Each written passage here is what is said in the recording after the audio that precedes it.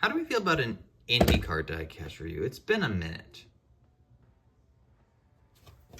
This one's signed. I actually don't know if this is like a 2022 or I gotta check the box actually. I probably should do that before I do this. I'm pretty sure this is 2022. I don't think it's a 2023. They raced here last day. I got this car last year when my parents went to the Nashville race without me. It doesn't actually tell me the year, it just tells me the din. Yeah, they were at the Nashville race for qualifying because they chose to go to a Titans game instead of the finale, which I don't blame them. The Nashville facilities are quite lacking. But just look at this thing. This thing's okay. The 118s are impossible to review, man. Especially with the because I want to keep everything in frame. And I don't want to use like the zoom out because then everything gets blurry a little bit. That's a bit annoying. But we'll film sideways today. How about that? I didn't think about this beforehand. But yeah, this is the I'm gonna check the box because I don't know. Okay, so the pausing feature actually works really well. I don't know how it's gonna look actually on the video, but it's quite smooth. Anyways, what was I gonna say? Oh, it's a 2021 actually, based off the box. So you're telling me in 2024 at Nashville, the Indycar booth is selling 2021 diecast still, guys? Like, I know they could have bought like the Indy 500 win from last year, even though I already had that one. I told them don't buy it because one, it's way too expensive probably. That the track's for $150 and I already have it. Anyways, but you can sell 2022s and 2023s. You don't have to sell a 2021 car of Josef Newgarden. This Hitachi car has been produced every single year. What the heck? Anyways, signature looks really good though on this car. The gray, because it has the gray chassis pieces and stuff, and the gray Sharpie. That is peak. But we don't really care about that. Let's actually look at the actual diecast itself. So, on the front end, you have Hitachi, number 2, NTT Data, Indycar Series, Chevrolet, Tire Rack, Pennzoil, Shell, Delara, Verizon, Astemo, Hitachi, Firestone, Newgarden, NTT Data, Indycar Series, Shell V-Power, Nitro Plus, Gallagher, Shell Fuel, Chevrolet, NTT P1 Award, whatever, all that stuff, PPG, Snap-on, Hitachi, number 2, and probably the Team Penske logo on the back. Nope, and the Hitachi under there. Look at that. This is my first, oh yeah, Siemens, Mazak. This is my first 118 IndyCar with the road course aero kit. For once, I finally got one. And now I really want to get my Newgardens out. Hold on a second. Very basic paint scheme. They've had this Hitachi scheme since like 2016 or something. It looks nice though, especially with this road course kit. It actually works a lot better. I want to get some more road course kits out.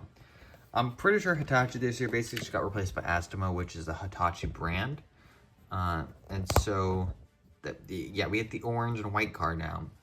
And I honestly don't like it that much. I think it looks like poo. But I think we're keeping the PPG car. I gotta get a PPG Newgarden. Maybe I'll buy the Astemo at some point, but I need to get some more 118s. Again, they're very expensive on Amazon. And maybe if I just go to an IndyCar race, I'll buy them.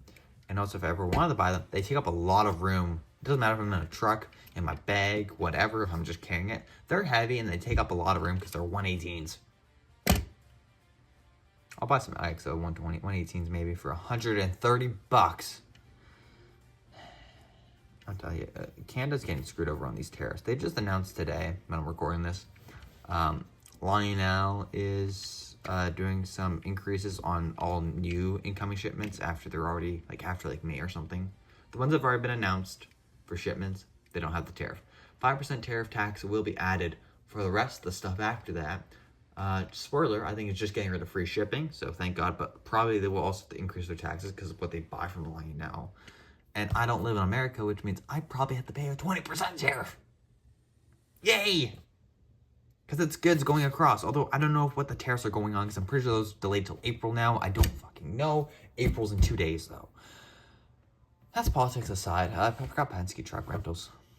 That's politics. I'm going to talk about politics this entire video instead of a beautiful diecast. It's very basic, though. I mean, it's a standard Hitachi car. I did it like a 2020 review on the Hitachi car.